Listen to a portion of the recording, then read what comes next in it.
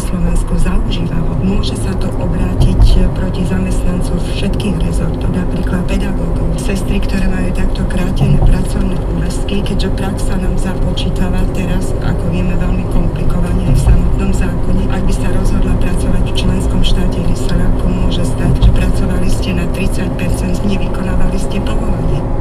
Obchádzanie zákona na základe nedostatku peňazí je nebezpečným precedensom aj podľa ombudsmanky Jany Dubovcovej. Sa mi zdá na tomto prípade, myslím, že je to veľmi jasne demonstrované, že ako keby ľudia mali menšiu hodnotu v Slovenskej republike a úcta k nim ako peniaze. Zdá sa, že peniaze sa dostali našim ľuďom, rebríčným ľuďom, ktorí možno aj v zdravotníctve alebo aj inde pracujú. Parlament už tento týždeň schválil rozpustenie 50 miliónovej rezervy a dodatočný príjem Všeobecnej zdravotnej poisťovne vo výške 30 miliónov eur cez parameter chorobnosti.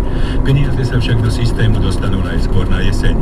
Rovnako na jeseň avizuje odborový zväz sestier zakladajúcu schôdzu, ktorá v prípade nenaplnenia ich požiadaviek môže vyústiť aj do protestných a nátlakových akcií. Grécky premiér Antonis Samaras dnes menoval novú vládu. 18 z 20 ministrov je z jeho konzervatívnej Novej demokracie.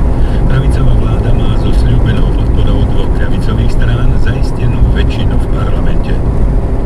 Z radou sýrskej armády utiekol ďalší vojak. Do susedného Jordánska sa však dezertér dostal na armádnej stíhačke. Pokračuje Nina Krajčovičová. Incident sa odohral počas vojenského výcviku. Jeden z pilotov zlietol z vojenského letiska Al-Umair severovýchodne od Damasku a neskôr, keď mal byť v blízkosti južných hraníc, s ním sýrska strana stratila kontakt. O niekoľko minút už pristal na základni kráľa Husajna 80 km od Amánu. Jordánsko potvrdilo, že na ich letisku pristal dezertér, ktorý vraj hneď požiadal o politický azyl. Ruský prezident Vladimír Putin na investičnom fóre v Petrohrade prisľúbil rozsiahle reformy v oblasti boja proti korupcii, v privatizácii a znížení ruskej závislosti od energetického vývozu. Opozícii zároveň odkázal, aby nenechala prerásť protivládne protesty do občianskych nepokojov.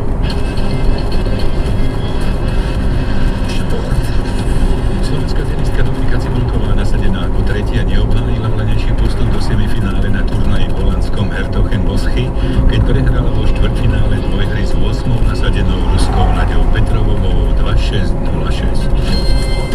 Predpoveď počasia. Zajtra má byť premenlivá, prechodne zväčšená oblačnosť, popoludní v západnej polovici postupne menej oblakov. Na mnohých miestach prehánky, občasný dážď, miestami búrky, ojedinele aj s krúpami.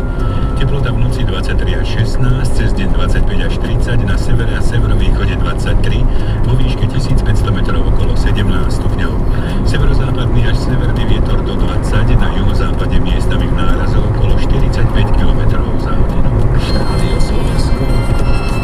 Informačné rádio. 17 hodín na 4,5 minúty.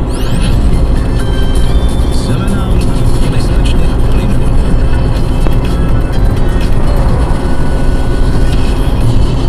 Kolóna na bratislavskom obchvate a cestári na južnom Slovensku. Počúvate zelenú vlnu s Petrom Danišom. S kolónou počítajte v Bratislave na prístavnom moste až po Avion. Cestárov stretnete v Nových Zámkoch a v Šuranoch. Premávka je presmerovaná dočasnými dopravnými značkami do jedného pruhu. Pozorní buďte aj v obci Kútniky v okrese Dunajská Streda. Premávka je takisto presmerovaná do jedného pruhu. A radary sú zlatý